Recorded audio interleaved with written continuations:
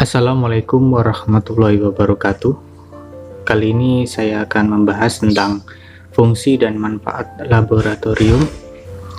Nah, kata laboratorium ini berasal dari bahasa Latin, yaitu labora, yang artinya bekerja. Sehingga dalam perkembangannya, laboratorium ini diartikan tempat bekerja, tetapi hanya diperuntukkan penelitian ilmiah. Nah, ini dalam pengistilahan Latin ya. Sedangkan menurut Kamus KBBI, ini mengartikan laboratorium adalah tempat atau kamar dan sebagainya tertentu yang dilengkapi dengan peralatan untuk mengadakan percobaan, penyelidikan, dan sebagainya. Jadi ibaratnya ini kalau menurut Kamus KBBI, ini laboratorium itu diibaratkan sebuah tempat yang mana di dalamnya itu ada sebuah peralatan yang berguna untuk dilakukan suatu percobaan, penyelidikan, dan sebagainya. Nah, ini menurut Kamus KBBI. Nah, sedangkan menurut Depdikbud, laboratorium ini diartikan suatu tempat dilakukannya percobaan dan penelitian.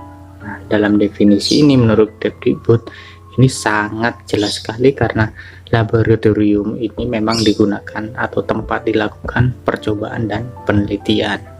Tapi dalam konteksnya ini tidak secara detail ya, masih secara umum. Nah, dalam dunia pendidikan sendiri, laboratorium dalam dunia pendidikan sendiri ini merupakan salah satu fasilitas sangat diperlukan oleh pihak sekolah sebagai tempat pembelajaran dan kegiatan praktikum dan eksperimen sehingga dapat meningkatkan pengetahuan siswa. Nah, dari sini kita dapat pahami bahwa laboratorium ini adalah tempat yang dikhususkan dari pihak sekolah, khususnya laboratorium pendidikan ya, khususkan untuk sekolah yang mana di sana nanti untuk tempat dilakukannya sebuah penelitian, praktikum, dan juga eksperimen-eksperimen. Jadi wadah lah ibaratnya, laboratorium pendidikan wadah untuk melakukan hal-hal tersebut. Nah, ya tentunya nanti disediakan di situ, di laboratorium di situ disediakan sebuah fasilitasnya. Seperti apa nanti? Seperti alat-alat untuk meneliti bahan-bahan kimia dan sebagainya. Itu kalau mencakup fisika dan sebagainya. Sedangkan kalau misalnya di situ laboratorium untuk praktikum apa, bahasa misalnya, bahasa ya berarti ya nanti disediakan nanti file-file yang berupa pembelajaran yang menunjang dalam segi bahasa. Misalnya apa? Seperti nanti pelatihan bahasa Indonesia yang baik dan rekaman misalnya bahasa Inggris, nanti contoh berbagai macam praktek-praktek pengucapan lafaz-lafaz bahasa Inggris yang baik. Atau enggak nanti misalnya di situ di laboratorium lab atau bisa disebut itu keagamaan atau pendidikan keagamaan. Nah, di situ nanti disediakan tentang apa? Misalnya tentang peralatan-peralatan yang menyangkut pembelajaran keagamaan. Seperti apa nanti? Misalnya di situ ada file-file yang mencakup tentang gambaran, misalnya gambaran hewan-hewan yang dikatakan nanti najis, itu misalnya dikatakan nanti yang diharamkan dan yang dihalalkan, itu gambarannya seperti ini, yang bertaring berupa panjang. Ini lebih mendekatkan pada realnya, realitasnya, dilihat secara langsung bagaimana bentuk aslinya.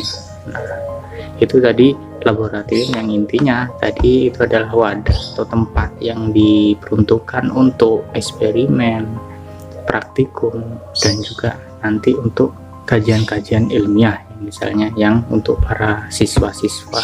Maka dari itu jenis laboratorium di sekolahan itu ada macamnya. Macamnya apa saja? Yang pertama yaitu laboratorium sains, yang kedua laboratorium bahasa, dan yang ketiga laboratorium komputer, dan yang terakhir laboratorium seni. Nah, mungkin ada perkembangan lagi seperti apa laboratorium keagamaan dan lain-lain ya. Nah, misalnya gini, laboratorium sains nanti menyangkut apa saja? Mesti nanti praktek dalam ilmu biologi, ilmu fisika, ilmu antropologi, dan sebagainya. Ini nanti yang menyangkut ke dalam ilmu-ilmu sains. Ini masukkan di dalam nanti lingkup laboratorium sains. Sedangkan laboratorium bahasa sendiri ini nanti menyangkut pada apa? Menyangkut pada misalnya laboratorium bahasa. Bahasa seperti apa? Nanti laboratorium bahasa ini seperti bahasa Inggris, bahasa Arab, dan sebagainya. Nah, ini laboratorium bahasa. Dan sedangkan yang paling utama ini yang dimiliki oleh sekolah-sekolah yang biasanya wajib dimiliki oleh sekolah-sekolah itu laboratorium komputer. Laboratorium komputer ini di era zaman sekarang, ini eranya zaman IT, ini kalau tidak adanya keberadaan komputer, ini akan memperhambat sekali kemajuan teknologi di era zaman sekarang ini. Siswa zaman sekarang ini sangat membutuhkan sekali akan kebutuhannya itu tentang teknologi, pembelajaran teknologi yang baik dan benar. Kemudian biasanya juga ada laboratorium seni. Laboratorium seni menyangkut apa saja? Laboratorium seni ini biasanya di dalamnya ini terdapat apa? Misalnya contoh-contoh gambaran dan gambaran lukisan-lukisan, dan juga nanti contoh-contoh kerajinan-kerajinan tangan.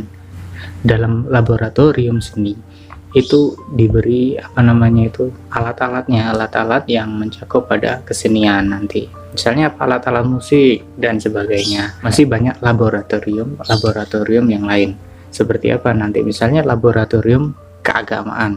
Laboratorium keagamaan itu seperti apa? Ya seperti itu tadi, yang mencakup nanti bahasa Arab, koleksi-koleksi yang menunjang seperti nanti koleksi audio yang menunjang kemampuan dalam baca Al-Quran dan menunjang dalam seni kiroat dan sebagainya, atau enggak yang menunjang dalam pembelajaran sholat dan sebagainya, contoh-contoh seperti gambar dan sebagainya. Ini laboratorium, misalnya ada laboratorium keagamaan, misalnya dari sekolahan ini tidak mempunyai fasilitas seperti lab atau ruangan. Ini bagaimana yang dijadikan laboratorium? Apakah alam bisa dijadikan sebuah laboratorium? Bisa. Jadi laboratorium itu tidak diperuntukkan pada suatu ruangan. Laboratorium itu bisa bertempat pada lingkup yang luas, seperti apa? Seperti alam dan sebagainya. Karena dalam kajian sains sendiri itu biasanya melihat secara real, secara langsung itu suatu kejadian fenomena yang terjadi di alam. Misalnya di berkembang biak suatu nuansa ya hewan dan sebagainya. Nah itu kan dilihat secara langsung, bentuknya seperti apa, perkembangan seperti apa secara realnya di lapangan, misalnya seperti itu. Adanya di lapangan memang tidak bisa dibawa ke sekolahan. Nah itu bisa juga laboratorium dijadikan di lingkup di luas, di alam bebas misalnya seperti itu. Tapi dalam laboratorium sekolah ini masih menyangkut pada hal yang bersifat ilmiah, ilmu pengetahuan ya. Nah kita menuju pada hal yang paling penting dalam kajian hari ini adalah fungsi laboratorium. Fungsi laboratorium itu apa?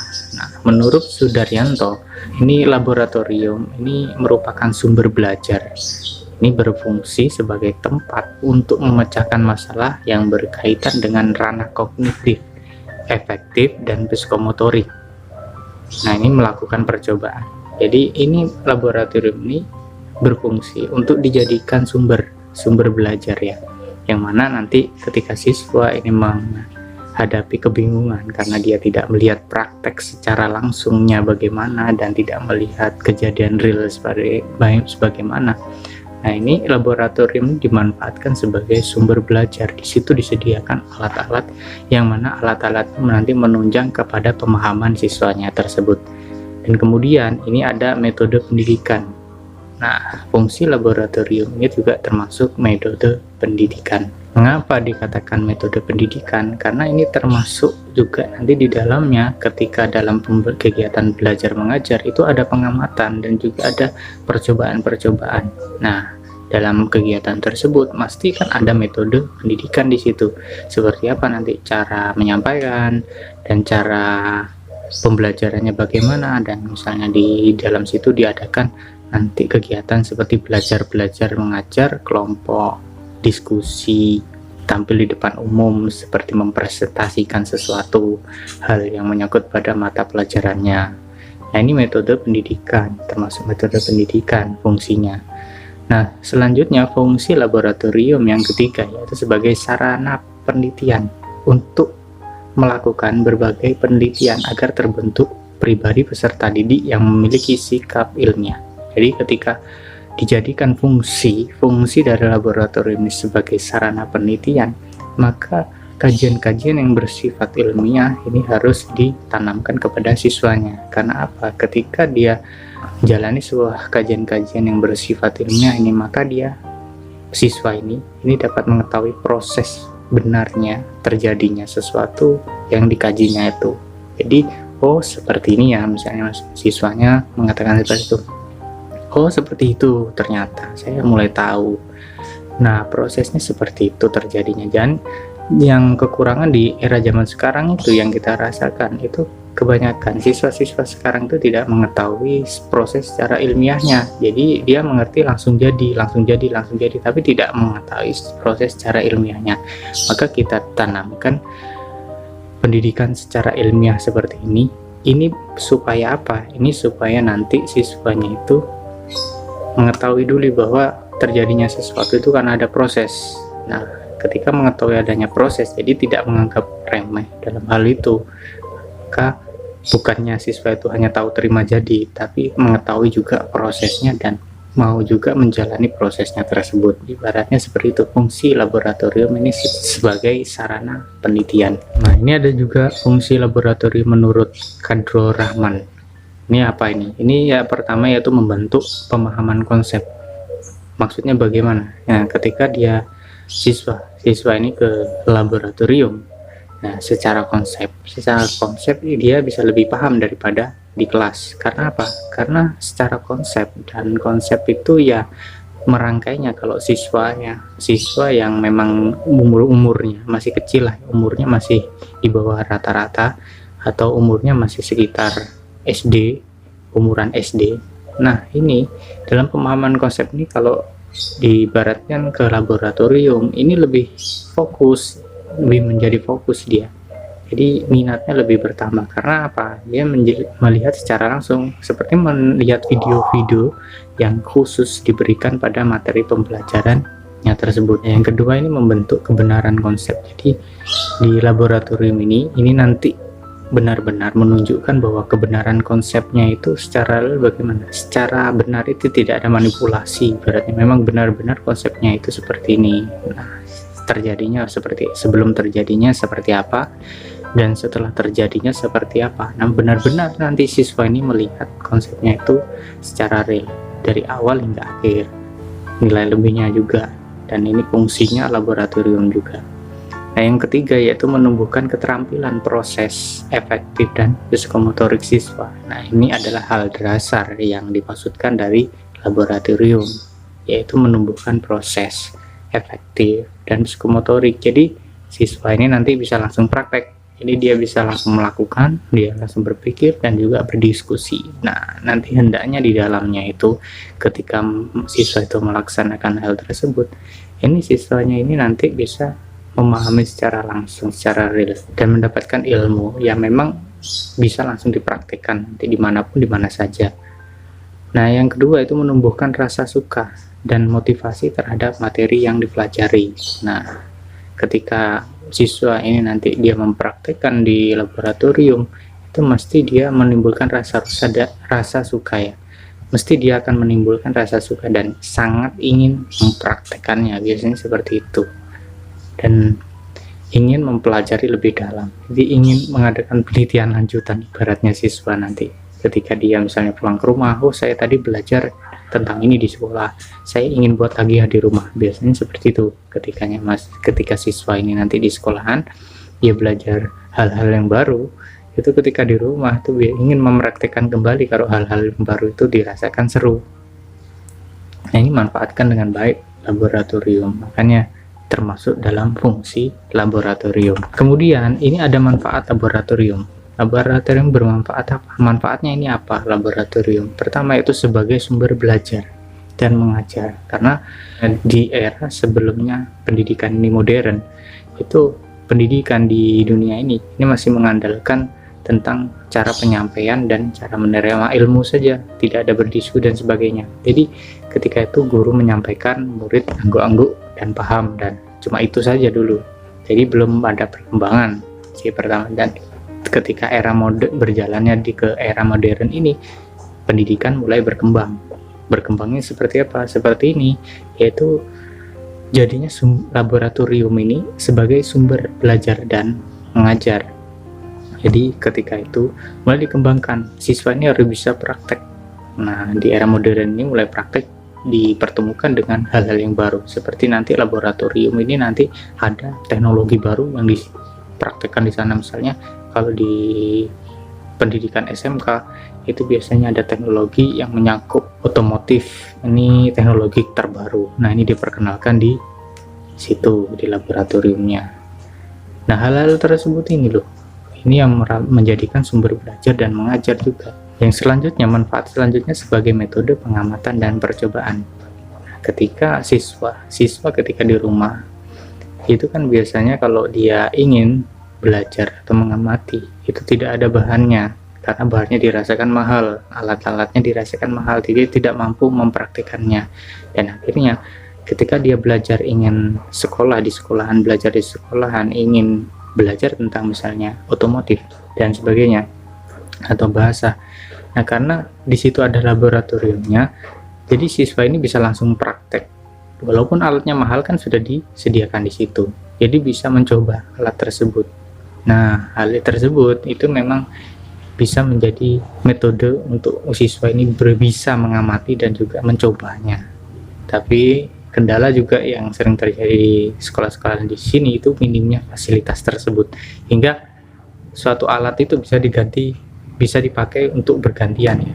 Nah, yang selanjutnya ini manfaat laboratorium ini sebagai prasarana pendidikan atau sebagai wadah dalam proses belajar mengajar. Kenapa? Semua materi itu tidak bisa disampaikan dengan hanya secara lisan, dengan hanya secara tulisan. Kadang materi dalam sekolahan menyangkut IPA, biologi dan sebagainya. Kalau disampaikan secara gambar, nah itu misalnya ada penyampaian materi hewan yang bergerak.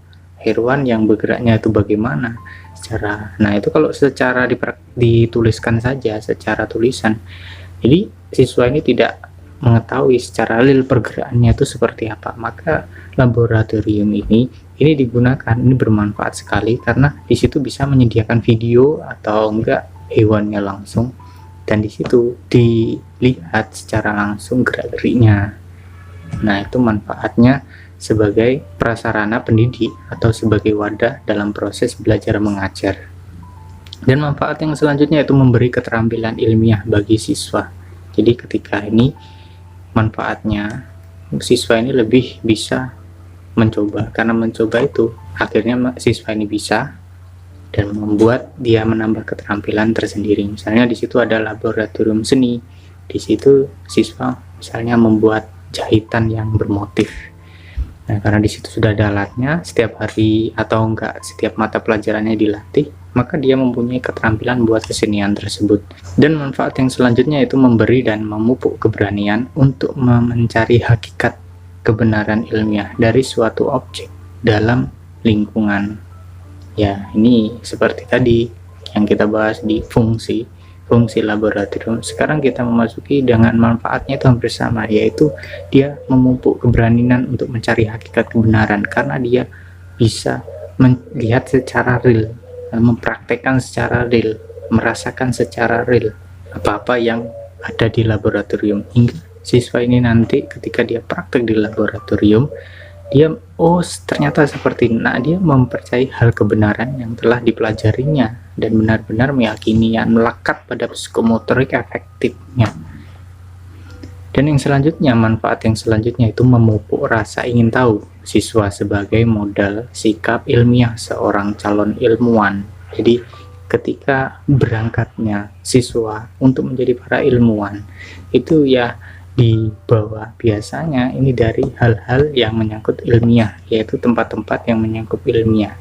Maksudnya gimana? Seorang ilmuwan ketika dia ingin mengetahui sesuatu, maka butuh percobaan yang berulang-ulang kali, gagal ulang-ulang kali, sehingga sampai dia menemukan hal baru yang memang semuanya berawal dari kegagalan. Nah, hal tersebut ketika dipraktekkan pada siswa yang ingin meningkatkan ilmu pengetahuannya, ini sudah disediakan di situ alat-alatnya, seperti alat-alat dalam penelitian apa saja, terus nanti prosesnya ini yang dilakukan apa saja ketika nanti dia menggunakan alat-alat penelitian tersebut. Nah, ini nanti siswa ini mencoba. Nah, terakhirnya seperti itu. Misalnya dia diberi tugas oleh gurunya untuk membuktikan itu bagaimana. Nah, di situ nanti terjadilah suatu eksperimen yang dilakukan oleh siswa sampai berhasil nanti bagaimana. Mesti kan dari pengalaman-pengalaman tersebut menunjukkan bahwa siswa itu nanti mempunyai modal sikap ilmiah. Lalu apa keuntungannya? Keuntungannya menggunakan laboratorium dalam meningkatkan konsentrasi peserta didik. Ini apa? Jadi pertama, keuntungannya itu memberikan pengalaman yang berharga dalam bentuk yang lebih konkret. Misalnya apa? Pengalaman dalam mengontrol kondisi, mengganti hubungan, dan menafsirkan data dan mengambil kesimpulan.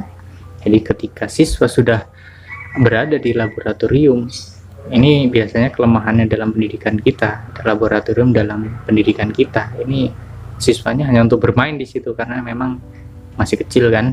Jadi di situ hanya bermain dan bersenang-senang. Tapi esensinya dalam menjadi pengajar di dalam laboratorium itu menggerakkan siswanya untuk nanti bisa dia mencari pengalaman dan juga nanti menafsirkan data-data atas yang dilakukannya di laboratorium. Dan juga nanti mesti ada diskusi yang mestinya nanti seorang guru nanti untuk memberikan tugas untuk memberikan kesimpulan atas apa yang dia teliti. Yang kemudian yaitu manfaatnya itu mengajak siswa untuk aktif berpartisipasi karena menekankan kepada pengalaman langsung. Jadi ketika ada kegiatan yang di laboratorium dilakukan misalnya secara berkelompok, nah maka siswa ini nanti untuk lebih berpartisipasi di kelompoknya, karena dari partisipasi itu nanti menimbulkan suatu pengalaman akan kan kerjasama yang untuk mengetahui sesuatu itu yang mungkinnya secara ilmiah.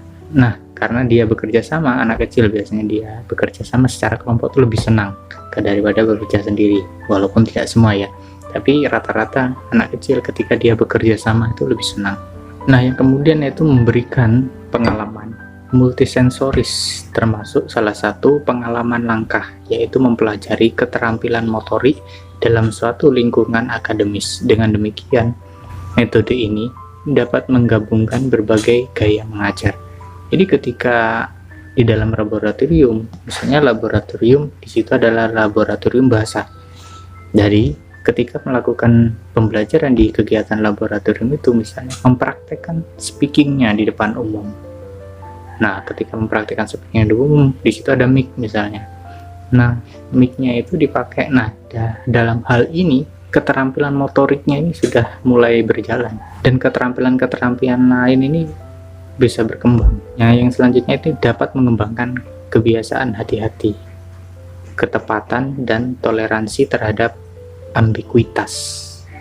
Jadi ketika di dalam laboratorium itu kan peralatan-peralatannya ya ada yang memang yang murah-murah ya, tapi di dalam laboratorium itu rata-rata peralatan-peralatannya itu mahal, ibaratnya seperti sulit dicari.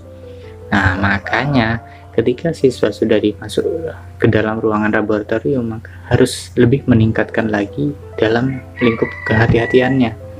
Kehati-hatian seperti apa nanti dalam menggunakan peralatan-peralatan tersebut. Ini sudah menjadikan manfaat tersendiri bagi siswa untuk menjaga dan merawat peralatan-peralatan yang berada di laboratorium. Dan juga kan karena yang memakai juga merawat. Nah itu tadi penjelasan saya tentang laboratorium pendidikan ya.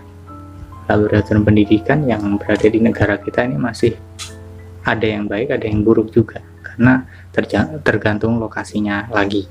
Ada lokasi yang memang dalam pedalaman, itu laboratoriumnya masih kurang sekali dalam laboratorium misalnya fisika, ilmiah, fisika, kimia, biologi, dan sebagainya.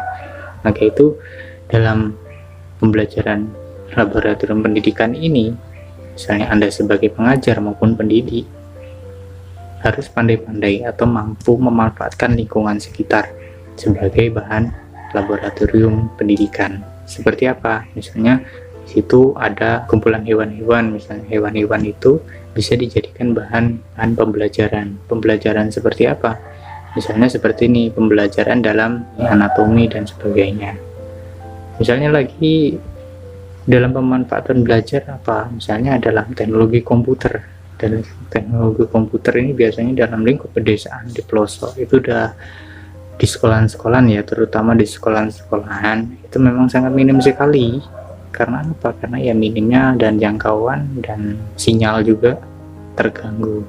Ini memang menjadi polemik di dalam pendidikan kita, dalam laboratorium pendidikan kita. Maka dari itu, kita dalam memahami fungsi dan manfaat laboratorium dianggap sangat penting karena demi perkembangan siswa-siswa di Indonesia, di negara kita ini terutama ya. Dan sekian dulu. Assalamualaikum warahmatullahi wabarakatuh.